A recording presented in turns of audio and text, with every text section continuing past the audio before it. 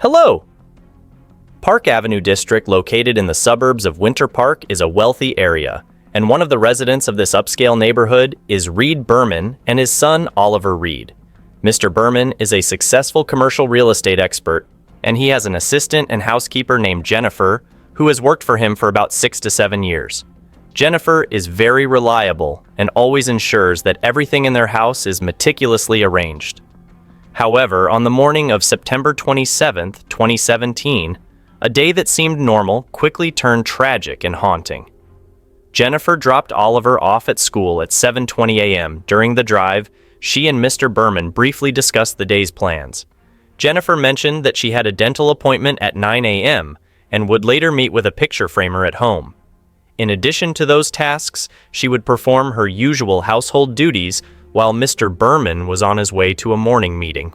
The two quickly said goodbye and went about their tasks. Everything seemed ordinary, but things quickly turned worse when a phone call came from Oliver's school. At 4 p.m., Berman was informed that Jennifer had not picked up his son after school ended.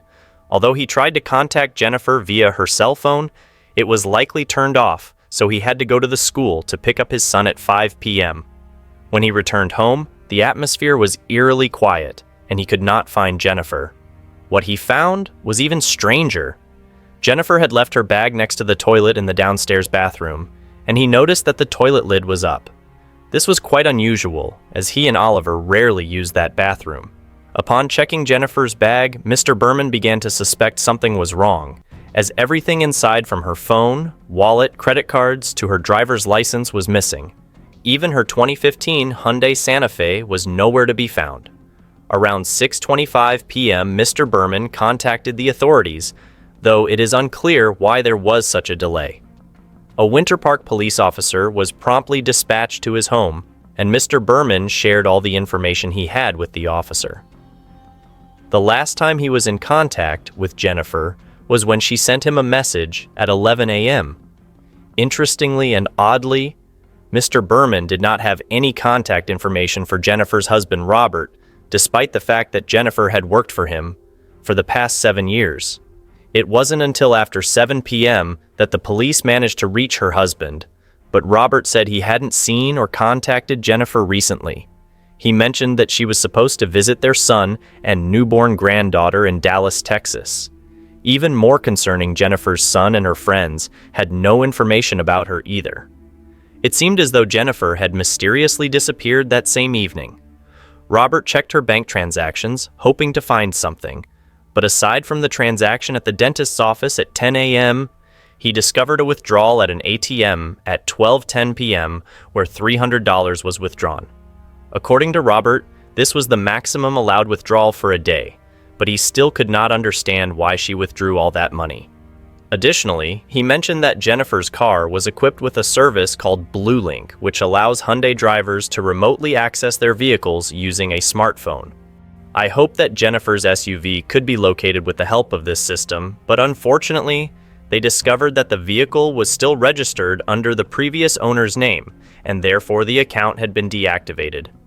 The next morning, Robert urgently completed the necessary paperwork to reactivate the system. Once completed, Officer Dawes, one of the many involved in this high-profile case, was notified with all available data about the vehicle's location that morning. The police arrived at the Berman home to conduct an investigation. Mr. Berman showed the officers around his large house, pointing out everything that seemed unusual or suspicious. He detailed the odd placement of Jennifer's bag. Strangely, he had not noticed anything missing from the house up to that point, nor did he see any signs of forced entry the previous evening. When he and Oliver returned home, the front door had been locked, and according to Mr. Berman, someone had locked it, obviously with a key. He also noted that it seemed Jennifer had not performed her usual household tasks as his bed was still unmade, and he even discovered that a blanket and trash bag were strewn down to the kitchen. One crucial point was when he and the police reviewed the activation of his alarm system. Initially, there were no signs of anything unusual, but then a series of alarms followed telling an unwelcome story. As per the schedule at 8:43 a.m., Jennifer was supposed to leave for the dentist, and there were no issues from 10:30 to 11:30 a.m. when she returned home. However, around 11:47 a.m., the door unexpectedly opened and did not close. A few minutes later, at 11:53 a.m., the master bedroom sensor started alerting, and then once again, the front door opened at 11:54 a.m. This was the last time anyone saw the door open and close until 4:58 p.m. when Mr. Berman's son came home. Detectives collected additional crucial information from Mr. Berman. We need the credit card and bank details you use for Jennifer. Is it a credit card or a debit card? It's a debit card. I use it to cover household expenses. The bank is Valley National. Is she listed on that account? No, she is not on the account, and there have been no transactions on this card. The detectives reviewed the card's activity from the previous day. You had a meeting at 8 a.m., correct? And that's when you last saw her in Winter Park or downtown Winter? Those two locations are close to each other. And then at 3:30 p.m., you had another meeting, right? Where was that? In New England. Mr. Berman further shared that Jennifer enjoyed going to concerts, she was sociable, and liked to have fun with friends. He didn't think she could just run away and leave everything behind, especially when she was about to visit her newborn granddaughter in Texas. The police had to explore all possibilities to ensure a thorough investigation. A new detail emerged. Surveillance footage from the ATM at 12:10 p.m., about 15 minutes after the last alarm from Mr. Berman's system, at a location less than 1 kilometer from the house. Although everyone hoped to see Jennifer, the person at the ATM was a middle-aged man wearing glasses and dressed in a white t-shirt, light-colored shorts, and bright blue tennis shoes. He had a white towel draped around his neck, his hair was braided, and on his left wrist he wore a watch with a distinctive striped band. Mr. Berman viewed the images of the man and carefully examined the watch, but neither seemed familiar. It appeared that the man later returned to the same ATM. At 4:33 p.m. that same day, the man was unable to withdraw any more money from Jennifer's ATM card. By this time, he had changed his clothes, wearing a dark baseball cap and a dark jacket over a white t-shirt with the Workout 32,789 inches logo, which is the zip code for Winter Park.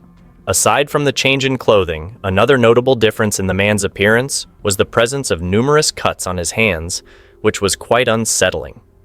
Mr. Berman recognized the t-shirt and mentioned that he had a similar one, but when the police investigated, they found that Mr. Berman's wardrobe had not been tampered with.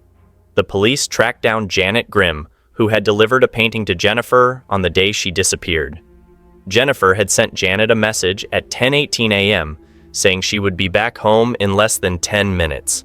Janet recounted that she saw several missed calls from Jennifer's number at 11:33 a.m. When Janet answered, Jennifer explained that she had to cancel her appointment because the school had called and she needed to pick up Oliver immediately. Janet felt something was strange about this conversation and tried to contact Jennifer on her cell phone about an hour later, but no one answered. All the evidence began to gradually connect. On September 28th, Jennifer's SUV was found less than 5 kilometers from Mr. Berman's house in the parking lot of a supermarket. The vehicle was collected for evidence analysis. The next day, September 29th, 2 days after Jennifer's disappearance, the findings became even more frightening. A beer bottle was found in the front console compartment. According to Robert, Jennifer never drank beer while driving, and the beer bottle definitely did not belong to her. A brown bag was found on the floor of the front passenger side, containing a white t-shirt, a white towel, and a men's watch with a striped band. The most horrifying discovery was that these items were stained with blood. These items matched the clothing worn by the man in the ATM surveillance video from 2 days prior, before his hand injuries appeared. A third unauthorized ATM transaction was recorded on September 29th, but the location was not near Winter Park. It was in Jacksonville, Florida. This transaction involved a $100 withdrawal at a location about 140 kilometers north of Mr. Berman's home. The police immediately contacted Jennifer's husband and inquired whether anyone was authorized or allowed to use Jennifer's credit card. Robert responded that no one was, so the police informed him that he could report the unauthorized use of the credit card. The latest ATM activity led to a breakthrough in the police investigation, prompting them to contact the Amtrak Winter Park station, where they obtained crucial information. On the afternoon of September 27th, a train ticket was purchased at 4:52 p.m. with a destination of Jacksonville. Coincidentally, only one passenger boarded this train, and the police were able to identify this person who had previously been unknown. An extensive manhunt was initiated, and the suspect's image was released to the media. The man was identified as Scott Nelson, 53-year-old, and after investigation, the police discovered he had numerous charges related to armed robbery. The hope of finding Jennifer safe began to fade. After 3 days of being missing, Jennifer was finally found. Her cell phone had been continuously connecting to a cell tower near a dense forest in Orlando around noon. With the assistance of the aviation unit from the Orange County Sheriff's Office, her body was discovered. Jennifer's final moments were truly horrific and painful, but the most disturbing aspect of the case was not revealed until later. The brutality of the crime prompted local police and the USA Marshals to join the investigation to find Scott Nelson. It didn't take long. Shortly after Jennifer's decomposed body was found, the suspect appeared around 4 p.m. the same day. Scott was located at the Sunshine Inn Hotel in Jacksonville, just about 0.5 kilometers from the Amtrak train station. The police believed that Scott had nothing left to lose, and his violent nature could pose a disaster, so they needed to arrest him carefully and without causing a commotion.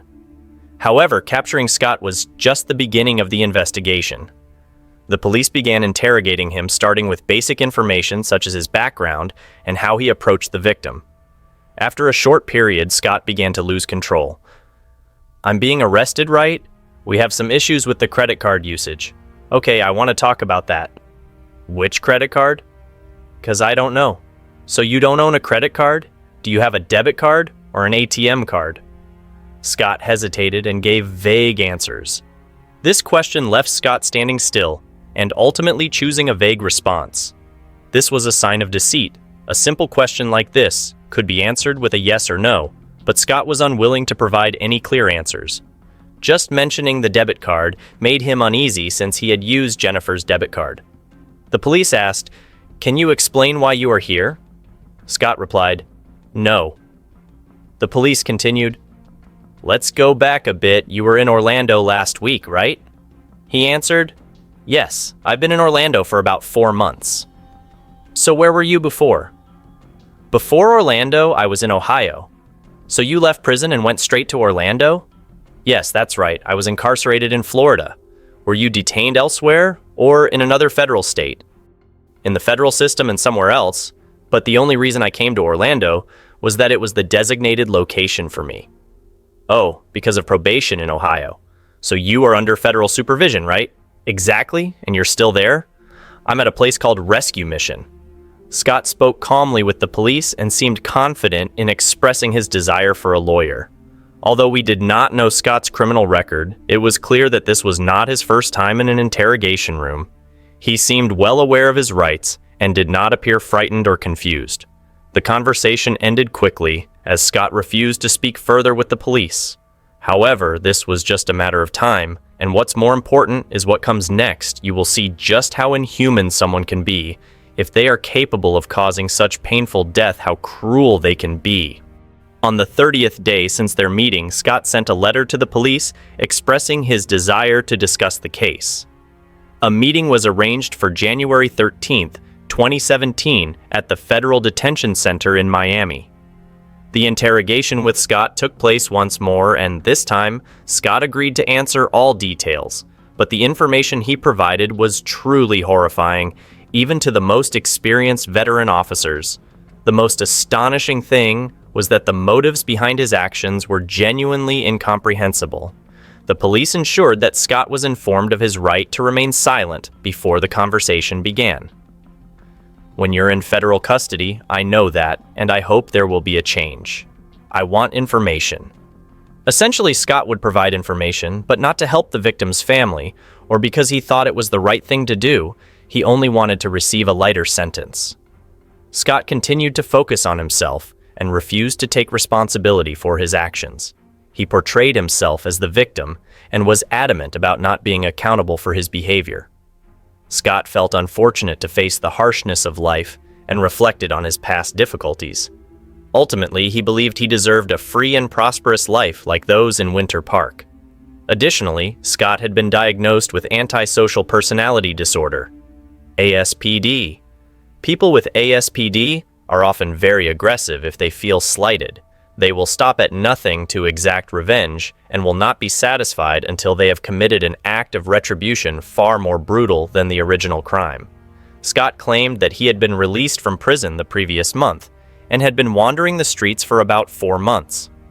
During this time, his dissatisfaction and extremism had increased, possibly due to the numerous difficulties he faced during his probation, including healthcare issues and food scarcity. Therefore, he truly didn't care if he was imprisoned for life. This created an extremely dangerous situation where someone with a criminal record feels that they have nothing left to lose. His worst-case scenario might be a life sentence, but perhaps this was not the worst outcome he could foresee given the harsh reality of life outside. Scott believed that life in prison was no different from life outside with freedom. People can become so accustomed to life inside prison that when faced with life outside, they lack proper survival skills in society. Scott portrayed himself as a victim of deprivation, but then targeted Jennifer, whom he admitted looked like a housekeeper and not someone from a wealthy class. This indicates that his actions were truly unrelated to social justice, but were entirely about him wanting to release his anger in any way he deemed appropriate.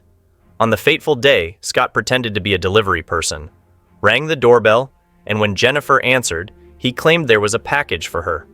According to his account, Jennifer seemed very uncooperative with his demands, reflecting Scott's arrogance and extremism.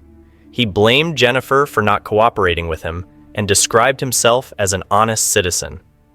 At that moment, Scott felt frustrated because she did not meet his expectations.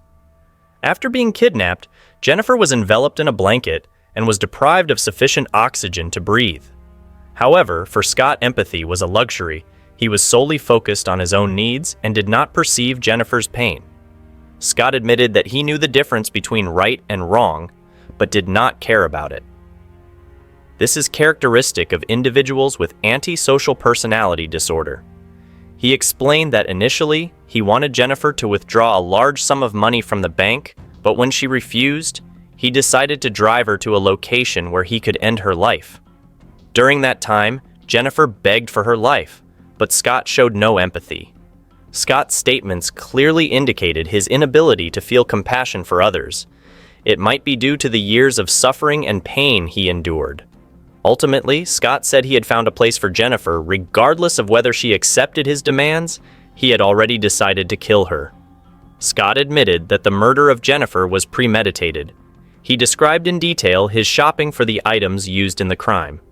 He had purchased these items at a Walmart in Orlando and prepared them 11 days before committing the murder. Scott spent over $500 on supplies including food, numerous packs of cigarettes, and a pair of blue tennis shoes.